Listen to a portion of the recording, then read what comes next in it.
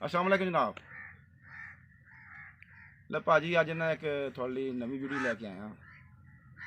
ये ना वीडियो थोड़ी देर की होनी है लेकिन फायदे बहुत आ। एक थोड़ा ऐसी मिठाई दसनी है जिहदा ना कोलेस्ट्रोल वाला भी खा सकता। जिहड़े मोटे लोग हैं ना मिठे तो बहुत परहेज़ करते हैं, वो भी खा सकते हैं, वजन बढ़ेगा नहीं, वजन घटाएगी, नुकसान भी कोई नहीं होएगा। तो शुगर वाला भी खा सकता क्यों, ये मिठा होना कोई नहीं। ये राह मिठास पानी है, असी चीनी नहीं पानी, शक्कर या गुड़ पा देंगे हल्का जहा टेस्ट लिए सिर्फ। ये काहदी मिठाई बनती है, ये साढ़े ना आम इस्तेमाल वाली चीज़ हैगी आ। तो पिंडा थावां ते लोग डंगरां नूं भी बहुत दिंदे आ।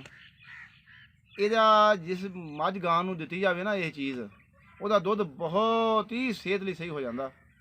ਉਹ 'ਚੋਂ ਜਿਹੜੀ ਸਮੈਲ ਆਉਂਦੀ ਹੈ ਬਿਲਕੁਲ ਖਤਮ ਹੋ ਜਾਂਦੀ ਆ। ਦੁੱਧ ਵੀ ਐਸਾ ਹੁੰਦਾ ਕਿ ਇਹ ਦਵਾਈ ਬਣ ਜਾਂਦਾ। ਇਹ ਜਨਾਬ ਜਿਹੜੀ ਚੀਜ਼ ਆ ਨਾ ਸਾਡੀ, ਇਹ ਹੈਗੀ ਅਲਸੀ। ਅਲਸੀ ਦੀਆਂ ਪਿੰਨੀਆਂ ਜਿਹੜੇ ਬੜੇ ਸਿਆਣੇ ਲੋਕ ਬਣਾਉਂਦੇ ਸੀ, ਨਵੇਂ ਲੋਕ ਸ਼ਾਇਦ ਜਾਣਦੇ ਨਾ ਹੁਣ ਵੀ ਅਲਸੀ ਪਿੰਨੀਆਂ ਕਿਸ ਤਰ੍ਹਾਂ ਬਣਦੀਆਂ ਸੀ। ਲੇਕਿਨ ਇਹ ਪਿੰਨੀਆਂ ਬਣਾਉਂਦੇ ਸੀ ਨਾ, ਉਹ ਬੰਦੇ 5-5 ਕਿੱਲੇ ਦਾ 6-6 ਕਿੱਲੇ ਦਾ ਖਾਲਾ ਇੱਕ ਸਾਹ ਕੱਢ ਦਿੰਦੇ ਸੀ ਕਈ ਨਾਲ। ਗੱਡੇ 'ਤੇ ਮਿੱਟੀ ਲੱਦ ਕੇ ਲਿਆ ਕੇ ਡੰਗਰਾਂ ਥੱਲੇ ਸੁੱਕ ਪਾ ਦਿੰਦੇ ਸੀ। ਇੰਨੀ ਤਾਕਤ ਵਾਲੀ ਚੀਜ਼ ਸੀ ਇਹ। ਅਲਸੀ 'ਚ ਹੁੰਦਾ ਕੀ ਆ, ਇਹ ਜੀ ਜਿਸਮ ਹੁੰਦੀ ਹੈ ਸੋਜ਼ਿਸ਼, ਅੱਲਾ ਨੇ ਇਹਦੇ 'ਚ ਰੱਖੀ ਆ ਖਾਸ ਚੀਜ਼। ਜਿਸਮ ਦੀ ਅੰਦਰਲੀ ਤੋੜ ਫੋੜ ਆ ਬਿਲਕੁਲ ਖਤਮ ਹੋ ਜਾਂਦੀ ਹੈ। ਜਨ ਅਗਰ ਤੋੜ ਫੋੜ ਹੋਈ ਆ ਉਹਨੂੰ ਇਹ ਬਿਲਕੁਲ ਸਹੀ ਕਰ ਦਿੰਦੀ ਆ। ਬਾਕੀ ਜਿਸਮ ਦੇ ਕੁਵਤ ਤੇ ਮੁਦਾਫਤ ਇੰਨੀ ਪੈਦਾ ਕਰ ਦਿੰਦੀ ਹੈ ਕਿ ਤੋੜ ਫੋੜ ਹੋਣੀ ਬਿਲਕੁਲ ਹਟ ਜਾਂਦੀ ਹੈ। ਕੋਲੇਸਟ੍ਰੋਲ ਕਮ ਕਰਦੀ ਆ। ਇਹਦੇ 'ਚੋਂ ਮੈਗਾ 3 ਹੁੰਦਾ, ਜਿਹੜਾ ਅਸੀਂ ਲੈਣ ਜਾਵਾਂਗੇ ਨਾ ਬੜਾ ਮਹਿੰਗਾ ਲੱਗਦਾ ਸਾਨੂੰ, ਇਹ ਸਾਨੂੰ ਮੁਫਤ ਲੱਭਦਾ। 100 ਰੁਪਏ ਦੀ ਅਲਸੀ ਦੀ ਪਿੰਨੀਆਂ ਬਣਾ ਲਈਏ ਘਰ ਨਾ, ਉਹ ਬੜੇ ਸਿਆਣਿਆਂ ਨੂੰ ਪਤਾ ਕਿਵੇਂ ਬਣਾਈ ਜਾਂਦੀਆਂ।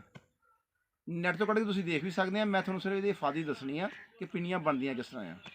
ਲੇਕਿਨ ਪਿੰਨੀਆਂ ਬਣਾਉਣ ਲੱਗੇ ਇਹਦੇ 'ਚ ਨਾ ਚਨੇ ਦਾ ਆਟਾ ਜ਼ਰੂਰ ਪਾਉਣਾ, ਭੁੱਜੇ ਚਨੇ ਦਾ ਆਟਾ ਪੀਸ ਕੇ ਜ਼ਰੂਰ ਮਿਲਾਉਣਾ ਆ। ਇਹ 'ਚ ਮੈਗਾ 3 ਹੁੰਦਾ ਜਿਹੜਾ ਇੰਤਹਾਈ ਮਹਿੰਗਾ ਵਿਕਦਾ ਬਾਜ਼ਾਰ 'ਚ ਲਈਏ ਅਗਰ। ਲੇਕਿਨ ਅਲਸੀ ਸਾਨੂੰ ਅੱਲਾ ਨੇ ਫ੍ਰੀ ਦੇ ਦਿੱਤਾ 100 ਰੁਪਏ 'ਚ, ਘਰ ਦੇ 20 ਜੀ ਖਾ ਸਕਦੇ ਆ। ਇਹ ਕਰਦੀ ਕੀ ਆ, ਇਹ ਸਾਡੀਆਂ ਦਰਦਾਂ ਨੂੰ ਖਤਮ ਕਰਦੀ ਆ, ਜੋੜਾਂ ਨੂੰ ਸਹੀ ਕਰਦੀ ਆ, ਹਾਜ਼ਮੇ ਨੂੰ ਤੇਜ਼ ਕਰਦੀ ਆ, ਦਿਮਾਗ ਤੇਜ਼ ਕਰਦੀ ਆ। ਇਹਦੀ ਮਿਠਾਈ ਇੱਕ ਐਸੀ ਚੀਜ਼ ਬਣਦੀ ਆ ਕਿ ਸ਼ੂਗਰ ਵਾਲੇ ਵੀ ਖਾ ਸਕਦੇ ਆ, ਕੋਲੇਸਟ੍ਰੋਲ ਦੇ ਮਰੀਜ਼ ਆ ਲਗਾਤਾਰ ਗੋਲੀ ਖਾ ਰਹੇ ਆ ਉਹ ਵੀ ਖਾ ਸਕਦੇ ਆ। ਕੋਲੇਸਟ੍ਰੋਲ ਨੂੰ ਇਹ ਘਟਾਉਂਦੀ ਆ, ਵਧਾਉਂਦੀ ਨਹੀਂ। ਬਲਕਿ ਇਹ ਜਿਹੜਾ ਕੋਲੇਸਟ੍ਰੋਲ ਹੁੰਦੇ ਦੋ ਕਿਸਮ ਦੇ, ਇੱਕ ਨੁਕਸਾਨਦੇਹ ਹੁੰਦਾ, ਇੱਕ ਫਾਇਦੇਮੰਦ ਵਾਲਾ। ਜਿਹੜਾ ਫਾਇਦੇ ਵਾਲਾ ਕੋਲੇਸਟ੍ਰੋਲ ਆ ਉਹ ਜਿਸਮ ਨੂੰ ਬਰਕਰਾਰ ਰੱਖਦੀ ਆ, ਜਿਹੜਾ ਨੁਕਸਾਨ ਦਿੰਦਾ ਕੋਲੇਸਟ੍ਰੋਲ ਉਹਨੇ ਖਾਰਜ ਕਰ ਦਿੰਦੀ ਹੈ ਬਗੈਰ ਕੋਈ ਸਾਈਡ ਇਫੈਕਟ ਤੋਂ। ਦਿਲ ਦੇ ਮਰੀਜ਼ ਇਹਨੂੰ ਸਾਹ ਚੜ੍ਹਦਾ, ਉਹਨਾਂ ਲਈ ਇੰਤਹਾਈ ਸੁਪਰ ਚੀਜ਼ ਆ। ਜਿਸਮ ਤਾਕਤ ਆ ਜਾਂਦੀ ਆ, ਉਹਨੂੰ ਸਾਹ ਚੜ੍ਹਨਾ ਰੁਕਦਾ ਨਹੀਂ, ਲੇਕਿਨ ਉਹਨੂੰ ਜਿਸਮ ਜੋ ਤਾਕਤ ਆ ਜਾਂਦੀ ਆ ਉਹਨੂੰ ਸਾਹ ਚੜ੍ਹਨਾ ਘੱਟ ਹੋ ਜਾਂਦਾ। ਬਾਕੀ ਦਵਾਈਆਂ ਲਗਾਤਾਰ ਕਰੇ ਹਾਲਾਤ ਦੇ ਹਿਸਾਬ ਨਾਲ ਨਾ। ਇਹ ਜਦੋਂ ਸਰਦੀ ਆਵੇ ਇਹਦੀ ਮਿਠਾਈ ਬਣਾ ਕੇ ਨਾ, ਜਿਹਨੂੰ ਪਿੰਨੀਆਂ ਕਹਿੰਦੇ ਆ, ਉਹ ਇਸਤੇਮਾਲ ਕਰ ਲੈਣ। ਤੇ ਇਨਸ਼ਾਅੱਲਾ ਜਿਹੜੇ ਲੋਕਾਂ ਨੂੰ ਇਹ ਫਿਲਮ ਪਹੁੰਚਦੀ ਆ ਸਾਡੀ, ਉਹ ਆਪਣੇ ਬਾਕੀ ਲੋਕਾਂ ਨੂੰ, ਜੇ ਕੋਈ ਸ਼ੂਗਰ ਦਾ ਮਰੀਜ਼ ਆ ਜਾਂ ਕੋਲੇਸਟ੍ਰੋਲ ਦਾ ਮਰੀਜ਼ ਆ, ਉਹਨੂੰ ਸੈਂਡ ਕਰ ਦਿਆ ਕਰਨ ਤਾਂ ਕਿ ਉਹ ਵੀ ਇਹਨਾਂ ਤੋਂ ਫਾਇਦਾ ਉਠਾ ਸਕਣ। ਤੇ ਅਗਲੀ ਵੀਡੀਓ ਤੱਕ ਮੈਂ ਇਜਾਜ਼ਤ ਚਾਹੁੰਦਾ।